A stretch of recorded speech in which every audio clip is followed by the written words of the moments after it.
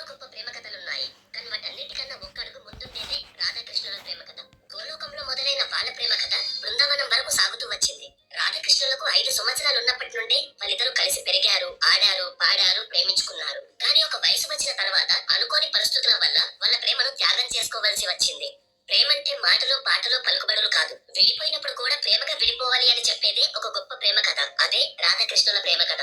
చాలా మంది ఈ కాలంలో వాళ్ళ లవ్ స్టోరీస్ ని రాధాకృష్ణుల లవ్ స్టోరీస్ తో పోల్చుకుంటారు. కానీ వాళ్ళెవరికి అసలైన రాధాకృష్ణ లవ్ స్టోరీ తెలియదు. తెలిస్తే ఖచ్చితంగా పోల్చుకోవడం ఆపేస్తారు. ప్రేమించినప్పుడు ఎంత ఆనందంగా ఉంటుందో విడిపోయినప్పుడు అంతే బాధగా ఉంటుంది. ఇవి రెండింటిని బ్యాలెన్స్ చేస్తూ మనం వచ్చిన కర్తవ్యాన్ని పూర్తి చేయాలి అని చెప్పే ఒకే ఒక కథ రాధాకృష్ణుల కథ. మీరు ఎప్పుడైనా గమనించారా? కృష్ణుడికి 16,000 మంది భార్యలుంటారు. ఆ తర్వాత వాళ్ళే కాకుండా మరో 8 మంది లైక్ రుక్మిణి, సత్యభామ, జాంబవతి, మిత్రవిద్ద ఇలా అంతమంది భార్యలున్నా సరే భూలోకంలో మాత్రం ఎక్కువగా పూజలు అందుకునేది రాధాకృష్ణులే. అంతమంది భార్యలున్నా తన ప్రేయస్తో పూజలు అందుకునే ఒకే ఒక దేవుడు మన కృష్ణుడు. ఇదే వీళ్ళ లవ్ స్టోరీ గొప్పతనం. అంత బాగా ప్రేమించుకున్న వాళ్ళిద్దరూ ఎందుకని విడిపోయారు? విడిపోయిన తర్వాత వాళ్ళిద్దరు ఎన్ని బాధలు అనుభవించారు? అండ్ ఈవెన్ కృష్ణుడికి 16,000 మంది భార్యలని అనుకుంటాం కదా, అసలు కృష్ణుడు వాళ్ళందరినీ ఎందుకు పెళ్లి చేసుకున్నాడు? ఇవన్నీ కూడా ఈ స్టోరీలో చెప్తాను, వినండి. So let's get into the video. Radha Devi జననం. రాధాదేవి ఒకరి గర్భం నుండి పుట్టలేదు. తను గోలోక బృందావనంలో పుట్టింది. అంటే మనం నార్మల్ గా చెప్పుకునే ఉత్తరప్రదేశ్ లో ఉన్న బృందావనం కాదు. ఈ గోలోక బృందావనం అనేది ఒక సపరేట్ డైమెన్షన్ లో ఉంటుంది. విష్ణుమూర్తి యొక్క వైకుంఠం ఉంటుంది కదా, ఆ వైకుంఠం కన్నా పై స్థాయిలో ఉంటుంది. ఈ ప్లేస్ ఎక్కడ చూసినా సరే చాలా అద్భుతంగా ఉంటుంది. ఇక్కడ సమయం గడవదు. ఈ గోలోక బృందావనంలోనే రాధ స్వయాన కృష్ణుడి నుండి పుట్టింది. ఎలా అనుకుంటున్నారా? చెప్తాను, వినండి. రాధాకృష్ణుడు కేవలం ద్వాపర యుగంలో కలిసిన వాళ్ళే కాదు, వాళ్ళది వేల కోట్ల సంవత్సరాల నుండి ఉన్న అనుబంధం. ఈ సృష్టి ఏర్పడడం కన్నా ముందే, అంటే అప్పుడు ఇంకా సమయం కూడా పుట్టలేదు. అప్పుడు కేవలం ఒకే ఎనర్జీ మాత్రమే ఉంది. ఆ ఎనర్జీయే శ్రీ మహావిష్ణువు. ఆయనే శ్రీకృష్ణుడు. ఆయనకి ఆది లేదు, అంతం లేదు. అయితే శ్రీకృష్ణుడు అలా ఒంటరిగా ఉన్నప్పుడు ఆయన ప్రేమ, ఆనందం ఎవరో ఒకరు అనుభవించాలి కదా. సో అవన్నీ అనుభవించాలి అంటే ఒకరు కావాలి. ఇంకప్పుడే రాధాదేవి కృష్ణుడి నుండి అవతరించింది. రాధాకృష్ణులు వేరు కాదు, వాళ్ళిద్దరూ కూడా ఒక్కరే.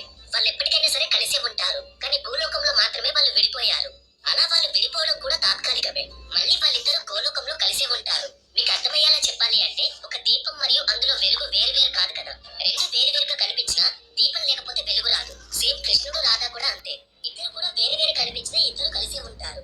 అలా వాళ్ళిద్దరు కూడా గోలోకంలో కాలం గడుపుతూ ఉంటారు. అయితే భూమి మీద అధర్మం పెరిగిపోవడం వల్ల భూదేవి కృష్ణుడి దగ్గరికి వచ్చి, స్వామి మీరు భూమి మీదకి రావాలి అని వేడుకుంటుంది. ఇంకప్పుడు కృష్ణుడు రాధాదేవితో, రాధా నేను భూమి మీదకి వెళ్తాను, నువ్వు కూడా నా దగ్గరికి వస్తావు అని చెప్పి కృష్ణుడు భూమి మీదకి వెళ్ళడానికి రెడీ అవుతాడు. ఈ స్టోరీ అంతా కూడా జస్ట్ రాధాకృష్ణులు ఒక్కరే అని మీకు తెలియడం కోసం చెప్పాను. ఇదంతా మీకు అర్థం కాకపోయినా ఏమీ అవ్వదు. ఇప్పుడు చెప్పేది మాత్రం వినండి. సో రాధాదేవి భూమి మీదకి ఎలా వచ్చింది? బ్రహ్మ వైవర్త పురాణం ప్రకారం వృషభాను అనే ఒక మహర్షి ఒక నది ఒడ్డున తపస్సు చేసుకుంటూ ఉంటాడు. అలా నది ఒడ్డున కూర్చున్న వృషభాను మహర్షికి నదిలో తామర పువ్వుపై మిలమిల మెరుస్తూ వస్తున్న ఒక చిన్న పాప కనబడుతుంది. ఇక అతను వెళ్లి ఆ చిన్న పాపను తామర పువ్వు నుండి తీసుకు రాధా అనే నామకరణం చేస్తారు. అయితే రాధాదేవి చాలా అందంగా ఉంటుంది. కానీ రాధాదేవికి 5 సంవత్సరాల వయసు వచ్చినా సరే ఆమె కళ్ళు తెరవలేదు. కళ్ళు మూసుకొని ఆడుకునేది, తినేది. రాధాదేవి ఎందుకు కళ్ళు తెరవలేదు అండ్ మళ్ళీ ఎప్పుడు తెరిచింది? ఇవన్నీ మీకు స్టోరీలో ముందుకు వెళ్ళినప్పుడు తెలుస్తుంది. ఇప్పుడు శ్రీకృష్ణుని జననం గురించి చెప్తాను. మధురని ఒక రాక్షసుడు పాలిస్తున్నాడు. ఆయన ఎవరో కాదు, కంసుడు. అయితే ఈ కంసుడికి ఒక చెల్లి ఉంటుంది. ఆమె పేరే దేవకి. అయితే దేవకికి పెళ్లి చేయాలి అని కంసుడు అనుకుంటాడు. అందుకే పురసేనుడు కొడుకువైన వసుదేవునికి ఇచ్చి చేయాలి అనుకుంటాడు. అయితే కంసునికి విష్ణుమూర్తి అంటే కోపం. విష్ణుమూర్తి అంటే కంసుడికి నచ్చదు. కానీ వసుదేవునికి మాత్రం విష్ణుమూర్తి అంటే చాలా ఇష్టం. వసుదేవుడు యాదవ వంశంలో చాలా పేరు పొందినవాడు. అయినా సరే కంసులవేవి పట్టించుకోకుండా దేవకిని వసుదేవుడికి ఇచ్చి పెళ్లి చేస్తాడు. ఎందుకంటే వసుదేవుడు చాలా నమ్మకస్తుడు, ధర్మం వైపు ఉంటాడు, ఒక మంచి లీడర్. అండ్ ఇవన్నీ కాకుండా అతని వైపు యాదవ సైన్యం మొత్తం ఉంటుంది. అవసరమైతే ఆ సైన్యం అంతా కూడా కంసుడు యూజ్ చేసుకోవచ్చు. అందుకోసమనే వాళ్ళిద్దరికి పెళ్లి చేశాడు. అలా వాళ్ళ పెళ్లి చేసిన తర్వాత వాళ్ళ ఇంటి వరకు రథాన్ని స్వయంగా కంసుడే నడిపాడు. అయితే అప్పటి వరకు కంసుడు దేవకి వసుదేవులను బాగానే చూసుకున్నాడు. కానీ ఒక రోజు ఆకాశవాణి ప్రత్యక్షమయ్యి, కంస నీ చెల్లికి పుట్టిన 8వ బిడ్డతోనే నీ చావు రాసిపెట్టి ఉంది అని చెప్తుంది. ఇక కంసుడికి భయం చుట్టుకుంటుంది. అప్పుడు కంసుడు తన చెల్లి అయిన దేవకిని చంపడానికి వస్తాడు. అప్పుడు వసుదేవుడు వచ్చి, బావా నీ చెల్లిని ఎందుకు చంపుతున్నావు? నీకు కావాల్సింది మాకు పుట్టిన పిల్లలే కదా, ఆ పిల్లల్ని మీకే ఇస్తాము, కానీ నీ చెల్లిని చంపకు అని అడుగుతాడు. అప్పుడు కంసుడు ఇది కూడా నిజమే కదా అనుకొని చెల్లిని చంపకుండా వాళ్ళిద్దరినీ ఒక జైల్లో బంధిస్తాడు. అలా కంసుడు దేవకి వసుదేవులకు పుట్టిన 7 పిల్లల్ని చంపేస్తాడు. ఇక నెక్స్ట్ సంతానమే కంసుని చంపుతాడు. అయితే ఈసారి దేవకికి ఈ బిడ్డ బ్రతికే ఉండాలి అని అనిపించింది. బ్రహ్మ వైవర్త పురాణం ప్రకారం కృష్ణుడు పుట్టగానే ఆ కారాగారం అంతా కూడా తేజస్సుతో నిండిపోయింది. అప్పుడు కృష్ణుడు వాళ్ళతో, స్వయంభావు మనలో మీరే ప్రశ్ని మరియు సూతపాలు. అప్పుడే నేను మీకు ప్రశ్ని గర్భాల జన్మించాను. ఆ తర్వాత చాక్షసు మనులో మీరే అదితి మరియు కశ్యపాలు. అప్పుడు నేను మీకు వామనుడిగా జన్మించాను. ఇది ద్వాపర యుగం. ఈ ద్వాపరాల్లో మీరే దేవకి వసుదేవులు. ఇప్పుడు నేను మీకు కృష్ణుడిలాగా జన్మించాను అని చెప్తాడు. ఆ తర్వాత నన్ను గోకులంలో ఉన్న నందుని ఇంటికి తీసుకెళ్లి అక్కడ యశోదమ్మకు పుట్టిన అమ్మాయిని ఇక్కడికి తీసుకొనిరా అని చెప్తాడు. ఇక కృష్ణుడి మాయతో అందరూ సైనికులు నిద్రపోతారు. వసుదేవునికి గొలుసులు ఊడిపోతాయి. కృష్ణుడిని ఒక బుట్టలో పెట్టుకొని వసుదేవుడు బయలుదేరుతాడు. ఆ రూమ్ అంతా కూడా బంగారు రంగులో వెలిగిపోతూ ఉంటుంది. ఆ కారాగార తలుపులన్నీ వాటింతట అవే ఓపెన్ అవుతాయి. వసుదేవుడు బయటకు రాగానే బయట వర్షం కురుస్తుంది. ఉప్పొంగుతూ ఎగిసి పడుతున్న యమునా నది ఒక్కసారి ఎగిసిపడి కృష్ణుడి పాదాలను తాకి మళ్ళీ ఎలాంటి అలలు రాకుండా నిశ్శబ్దమైపోయింది. అలా వస్తున్న యమునా అలలకు మరియు వర్షంలో కృష్ణుడు తడవకుండా ఆదిశేషు వచ్చి కృష్ణుడి తల మీద పడిగ విప్పింది. ఇక వసుదేవుడు కృష్ణుడిని యశోదమ్మ దగ్గర వదిలేసి యశోదకి పుట్టిన అమ్మాయిని జైలుకి తీసుకుని వచ్చాడు. ఇక జైల్లో అడుగు పెట్టగానే మళ్ళీ యథావిధిగా అంతా మారిపోయింది. ఇక ఆ తర్వాత రోజు ఆ అమ్మాయిని చంపడానికి కౌన్సిల్ షార్ట్ గా చెప్పాను. ఇక అలా కృష్ణుడు గోకులంలో యశోదమ్మ దగ్గర పెరుగుతున్నాడు. ఆ టైంలోనే అంటే చిన్న వయసులోనే కృష్ణుడు పూటన త్రినవర్త అనే రాక్షసులను చంపేశాడు. కానీ కంసుడు ప్రతిసారి గోకులంకి రాక్షసులను పంపడం వల్ల నందుడు తన ప్రజలను తీసుకొని వేరే ప్రాంతానికి వస్తాడు. బృందావన్ ఇప్పుడు రాధా రావల్ అనే ఒక గ్రామంలో ఉంది. ఆ గ్రామం కూడా బృందావనానికి దగ్గరనే ఉంది. నంద మహారాజ్ మిత్రుడైన వృషభాను మహర్షి ఇంటికి వెళ్తారు. అక్కడే కృష్ణుడు రాధాదేవిని మొదటిసారిగా కలుస్తాడు. అయితే అప్పుడు రాధాదేవికి 5 సంవత్సరాల వయసు. అయినా సరే రాధాదేవి కళ్ళు తెరవదు. కృష్ణుడు ఆడుకోవడానికి రాధా దగ్గరికి వస్తాడు. అప్పుడే మొట్టమొదటిసారి రాధాదేవి కళ్ళు తెరిచి కృష్ణుడిని చూస్తుంది. అలా వాళ్ళిద్దరి పరిచయం ఏర్పడింది. అప్పుడు రాధాదేవి అండ్ తన ఫ్యామిలీ రావల్ అనే ఊరు నుండి బారసానాను ఊరికి మారారు. ఈ పసం బృందావన్ ఇవేమీ దగ్గర ఉండవు. అయినా సరే రాధాకృష్ణులు ప్రతిరోజు కలిసేవారు. ఎలా అంటే ఒకవైపు రాధ మరియు తన స్నేహితురాళ్ళు, ఇంకోవైపు కృష్ణుడు బలరాముడు అండ్ వాళ్ళ స్నేహితులు. వీళ్ళంతా కూడా గోవులు కాచుకుంటూ యమునా నది ఒడ్డున కలిసేవారు. అలా వాళ్ళు ప్రతిరోజు కలిసేవారు. చిన్ని కృష్ణుడి యొక్క లీలాలు విత్ రాధ. చిన్నప్పుడే రాధాకృష్ణులు క్లోజ్ ఎలా అయ్యారు, వాళ్ళ స్నేహం ప్రేమలా ఎలా మారింది, ఇవన్నీ మీకు తెలియాలి అంటే మన చిన్నతనంలో జరిగిన కొన్ని సంఘటనలు మీకు తెలియాలి. First one, జూలానుత్సవం. బృందావనం చూడడానికి చాలా అందంగా ఉండేది. అయితే గోపికలంతా పూలవనం నుండి పూలు తీసుకొచ్చి ఒక తాడుతో ఊయల కట్టి ఆ ఊయలను పూలతో అలంకరించేవాళ్ళు.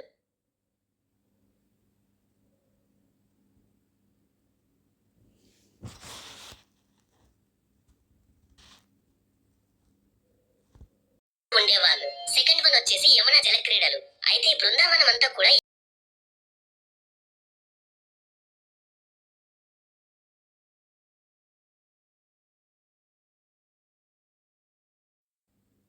బృందావనం చూడడానికి చాలా అందంగా ఉండేది. అయితే గోపికలంతా పూలవనం నుండి పూలు తీసుకొచ్చి ఒక తాడుతో ఊయల కట్టి ఆ ఊయలను పూలతో అలంకరించేవాళ్ళు. ఇక చుట్టూ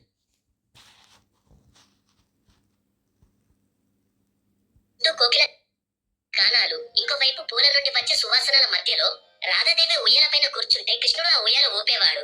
ఇక చుట్టూ ఉన్న గోపికలంతా రాధాకృష్ణులను చూస్తూ కీర్తనలు పాడుతూ ఉండేవాళ్ళు. సెకండ్ వన్ వచ్చేసి యమునా జల క్రీడలు. అయితే బృందావనం అంతా కూడా యమునా నది తీరాన ఉండేది. వీళ్ళంతా కూడా ఆ గోవులను అక్కడికి తీసుకువెళ్లి అక్కడ వదిలేసేవాళ్ళు. అండ్ ఆ పిల్లలంతా కూడా యమునా నదిలో ఆడుకునేవాళ్ళు. అప్పుడు కృష్ణుడు రాధాదేవి ముందు మునుగుతూ తేలుతూ రాధాదేవిని ఆశ్చర్యపరిచేవాడు. థర్డ్ వన్, పుష్పమాల తయారీ. రాధాదేవి తన ఫ్రెండ్స్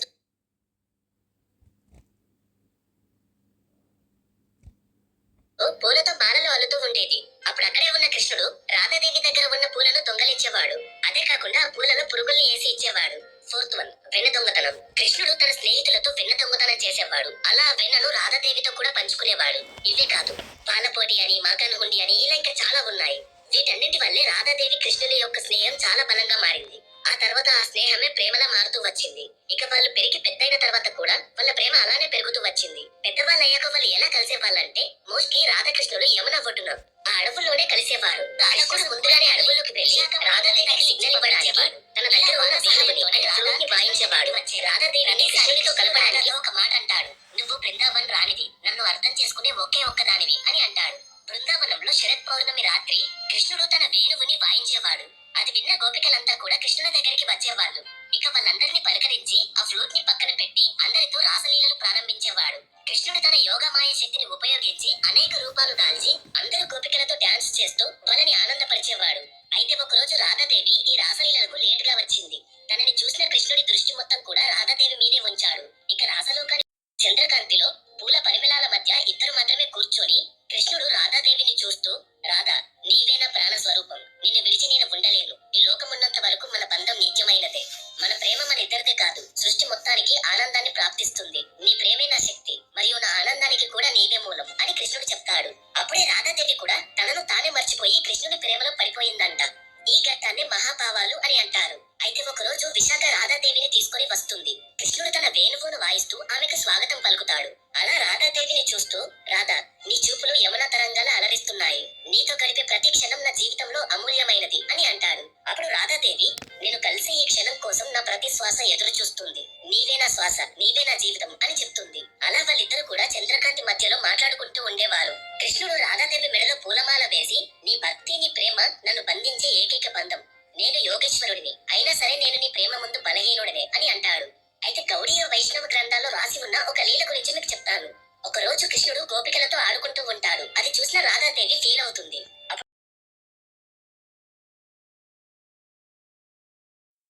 అని అంటాడు. అయితే గౌడీయ వైష్ణవ గ్రంథాల్లో రాసి ఉన్న ఒక లీల గురించి మీకు చెప్తాను.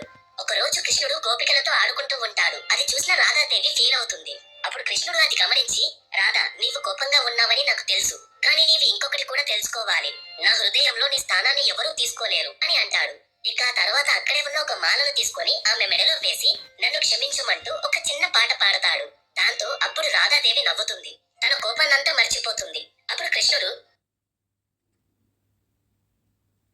నీవే నా జీవితం, నీ ముఖంలో చిరునవ్వు చూడకపోతే నాకు ప్రశాంతంగా ఉండదు అని అంటాడు. అలా ప్రతిరోజు పొద్దున్నే కలవడం, రాధాకృష్ణుడి కోసం వెన్న తీసుకురావడం, మధ్యాహ్న సమయంలో యమున నదిలో ఆడటం, ఇక మూన్లైట్ అప్పుడు కృష్ణుడు తన ఫ్లూట్ ని వాగిస్తే అందరూ వినటం, ఇలా రోజు అంతా కొనసాగుతూ ఉండేది. ఇక రోజులు దగ్గర పడుతున్నాయి. ఒకవైపు రాధాకృష్ణుడు డీప్ లవ్ లో ఉన్నారు. ఇంకోవైపు కౌన్సుడి అరాచకాలు పెరిగిపోతూ ఉన్నాయి. మరోవైపు కృష్ణుడికి తన జన్మ రహస్యాలు కూడా తెలుస్తూ వస్తున్నాయి. ఇక కృష్ణుడు మధురకు వెళ్లవలసిన సమయం ఆసన్నమైంది. అయితే రాధాదేవి మాత్రం కృష్ణుడిని, మాధవ, నన్ను ప్రాణసఖిగా భావిస్తే నన్ను ఎప్పుడు వదిలేసి వెళ్ళవు కదా అని అడిగేది. ఇంత ప్రేమలో ఉన్న వీళ్ళిద్దరూ ఎందుకని పెళ్లి చేసుకోలేదు?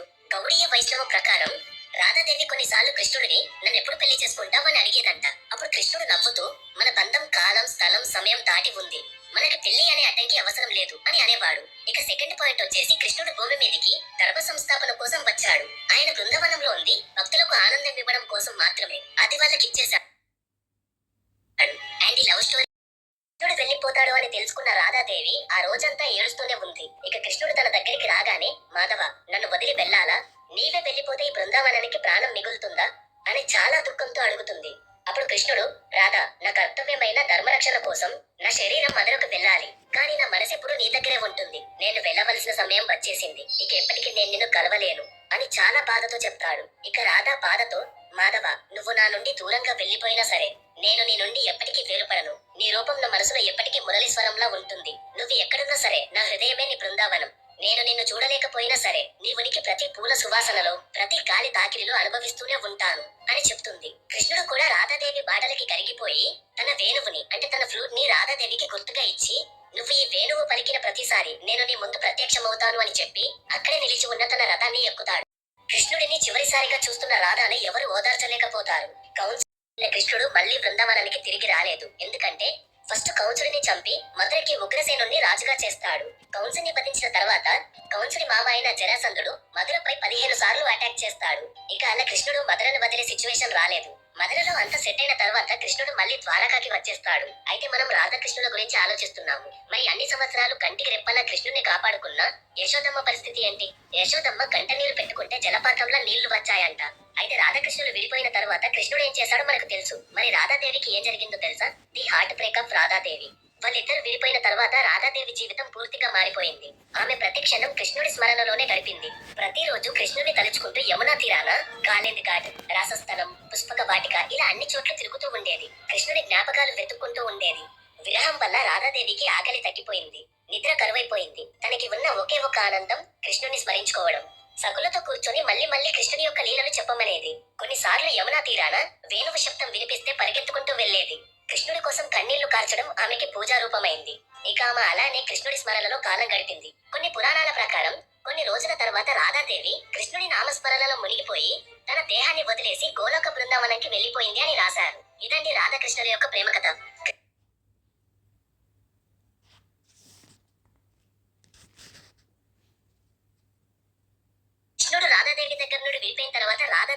బ్రేక్ అయింది. సతీదేవి చనిపోయినప్పుడు శివుని యొక్క హార్ట్ బ్రేక్ అయింది. అలా దేవులకే తప్పలేదు, మనుషులం మనకెంత. అయితే కృష్ణుడికి 16,000 మంది భార్యలు అని అంటారు కదా, ఎందుకని అంతమందిని పెళ్లి చేసుకున్నాడు? పూర్వం నరకాసుర అనే ఒక రాక్షసుడు ఉండేవాడు. ఆ రాక్షసుడు అందరూ దేవదేవతలను ఇబ్బంది పెట్టేవాడు. అతను 16,000 మంది రాజకుమారులను బందీలుగా చేసుకున్నాడు. అప్పుడు కృష్ణుడు మరియు సత్యభామాదేవి నరకాసురుణ్ణి చంపేస్తారు. అప్పుడు ఆ 16,000 మంది కృష్ణుడి దగ్గరికి వచ్చి, ఇప్పుడు మమ్మల్ని ఎవరు పెళ్లి చేసుకుంటారు అని అడగగా, కృష్ణుడే ఆ 16,000 మందిని పెళ్లి చేసుకున్నాడు. కానీ ఎప్పుడు కూడా వాళ్ళని ముట్టుకోలేదు. అయితే కృష్ణుడు తన జీవితంలో ఎన్నో కష్టాలు పడ్డాడు. అందులో మీకు ఏమేమి తెలుసో అని కింద కామెంట్ చేయండి. అండ్ మీకు స్వయాన కృష్ణుడు చెప్పిన భగవద్గీత చదవాలి అని అనుకుంటే, అండ్ మహాభారతం కూడా చదవాలి అని అనుకుంటే, మన టెలిగ్రామ్ ఛానల్